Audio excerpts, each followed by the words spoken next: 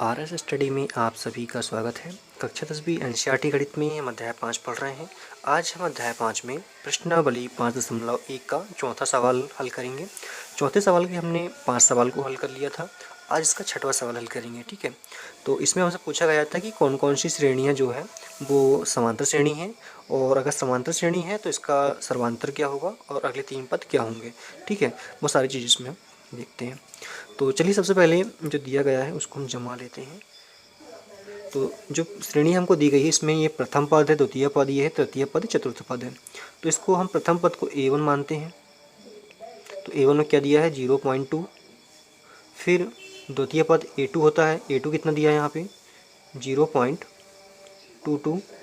फिर A3 दिया है हमें यहाँ पे 0.222। फिर दिया है A4 0.2222 डैश डैश। ठीक है, इस तरह से दिया गया है। अब हमें इसको चेक करना है कि समांतर श्रेणी में है या नहीं है। अगर इन दोनों के बीच में मतलब प्रत्येक दोनों पद के बीच में अगर सर्वांतर सेम होगा, मतलब जो कहना चाहिए कि डी का मान समान होगा अगर, तो इस सर्वांतर श्रेणी में है। अगर सर्वांतर में नहीं है तो डी का मान भी समान नहीं होगा। तो सबसे पहले यहाँ पे D1 निकाल लेते हैं, द्वितीय पद और प्रथम पद के बीच का। ठीक है, तो द्वितीय पद मतलब A2 माइनस A1 निकालेंगे, तो इससे हम D1 का मान निकाल पाएंगे। A2 कितना दिया है हमको 0.22 दिया है। ठीक है, और A1 कितना दिया है हमारे पास में 0.2 दिया है। दोनों को हमको घटा लेना है। तो घटाने पर क्या मिलेगा देख लेते हैं। तो सबसे पहले यहाँ पे 0.22 आ जाएगा। फिर इसको लिखेंगे हम तो पॉइंट नीचे पॉइंट 0.2। ठीक है, माइनस करने पर ये 2 का 2 हो जाएगा। 2 से 2 गया तो 0, दशमलव नीचे दशमलव, 0 का 0। तो इसका जो D1 का मान है ये मिलता है हमको 0.02। ठीक है, अब यहाँ पे हम निकालेंगे D2 का मान। D2 का मान कैसे निकलेगा, ये निकलेगा A3 माइनस A2 से। तीसरे पद से द्वितीय पद को घटा देना है। तो A3 का मान कितना हमारे पास में ये है 0.222 माइनस A2 का मान कितना है 0.22 है। तो इसको हम घटाएंगे तो देखिए यहाँ 0 दशमलव है। तो जैसे कि यहाँ पे इसी में अगर हम देखें तो यहाँ पे क्या है 3 बार 2 है, तो यहाँ पे 1 बार और बढ़ा लेते हैं और यहाँ पे 2 बार है, तो 2 बार। तो यहाँ पे ये 2 का 2 आ जाएगा और 2 से 2 गया तो 0 हो जाएगा। ठीक है, तो कितना मान मिला यहाँ पे 0.002।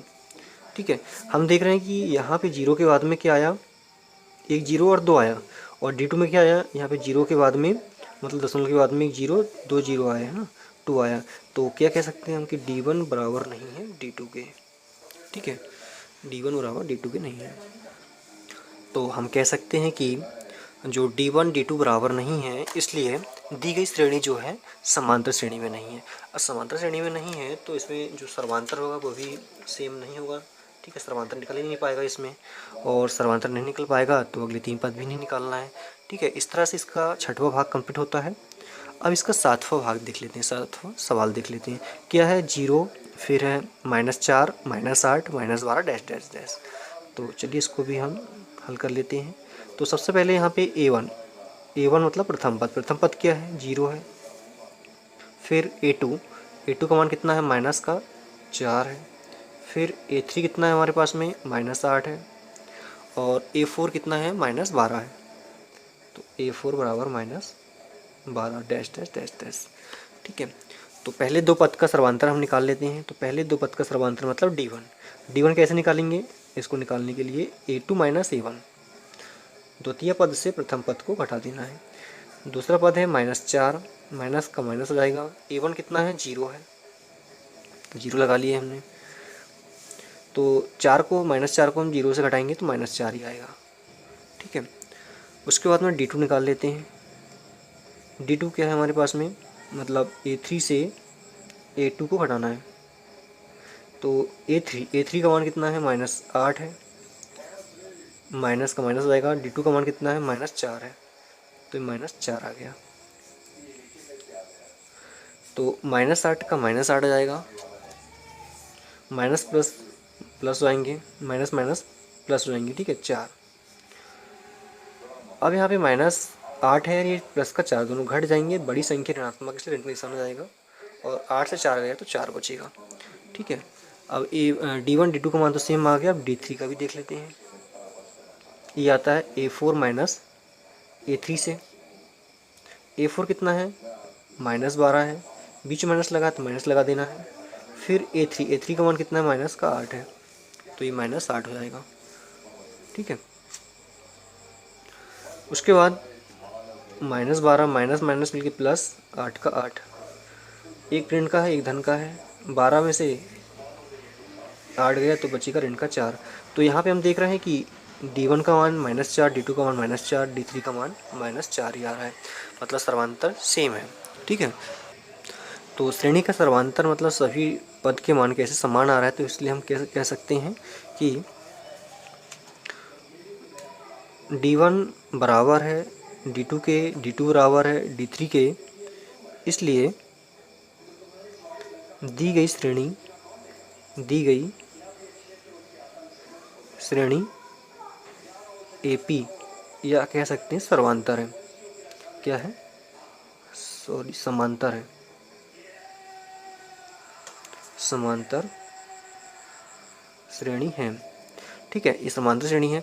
तो इसका जो अगला पद है, अगला मतलब पांचवा पद, ये भी निकालना है। तो पांचवा पद निकालने के लिए क्या फार्मूला बताया था मैंने, ये बताया था आपको, मतलब जो पद होता है तो वहाँ पे D का मान वही होता है, मतलब उससे एक कम होता है। A मतलब प्रथम पद प्लस D मतलब सर्वांतर, और जो आगे जो पद आएगा उससे एक नंबर कम आ जाएगा, यहाँ पे एक संख्या कम आ जाएगी यहाँ पे। ठीक है, A का मान कितना है हमारे पास में, 0 है, बीच में धन लगा देंगे, 4 का 4।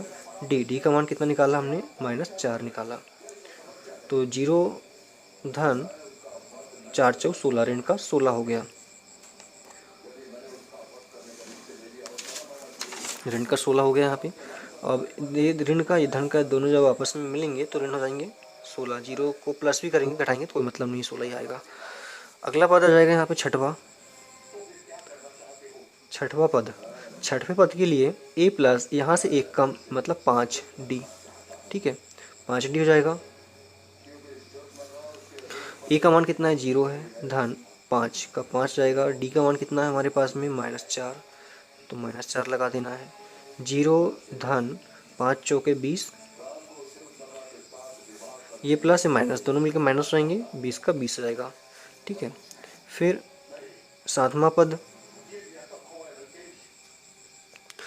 पद लेने के लिए A धन यहाँ से एक कम हो जाएगा, यहाँ पे 6 हो जाएगा। D A का मान 0 है, 6 का 6, और D का मान -4 है। 0 का कोई मतलब है नहीं, इसको लिखने से कोई फ़ायदे है नहीं है, माइनस का माइनस हो जाएगा, 6 चौके 24। ठीक है, तो अगले तीन पद क्यों जाएंगे, मतलब अगले तीन पद A5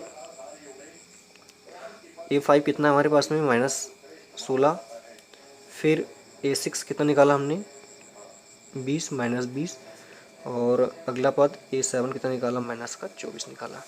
तो इस तरह से हमारा ये 7वां सवाल कंप्लीट होता है। अगले वीडियो में हम इसके 8वां 9वां सवाल हल करेंगे। धन्यवाद।